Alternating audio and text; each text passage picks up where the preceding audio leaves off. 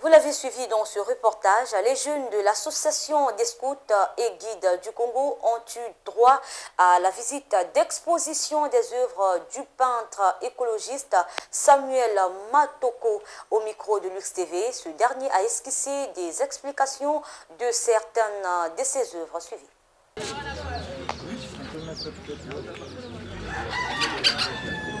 Bon, là, nous avons une toile, effectivement, intitulée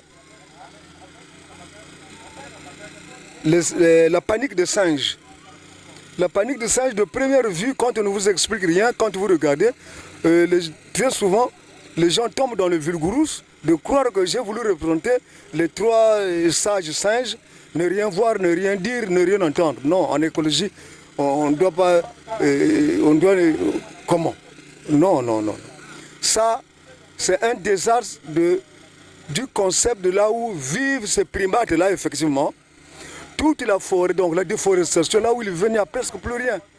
Donc, toute la végétation, il était là, coupé, raclé. Il n'est resté qu'un petit point vert là, un petit point vert qui symbolise le peu de cette forêt qui reste là, qui est leur habitat, là où ils vivent. Ils sont menacés, ils s'étonnent, ils iront où? Comment on va devenir quoi? Et expressément, j'ai peint cette toile-là sur de la natte. Sur la natte, c'est un objet certes atypique, mais très puissant, qui montre un pouvoir écologique, qui montre aussi un pouvoir effectivement de tout ce qui existe sur notre planète Terre et qui est aussi bio.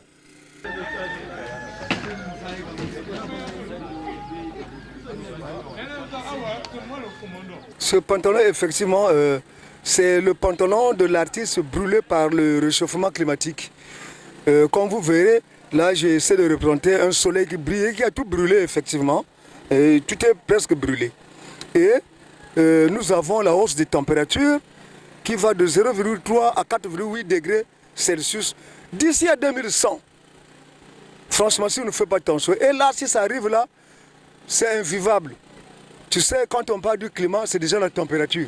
Dans les températures, on ne sait ce qu'on a là. C'est un ensemble qui contient le vent, la lumière, l'humidité, l'humidité.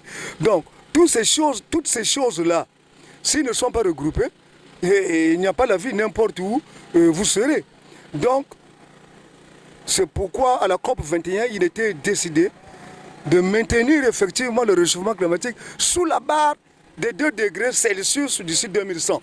Car en fait, quand on prend la période pré-industrielle, c'était à 1 degré.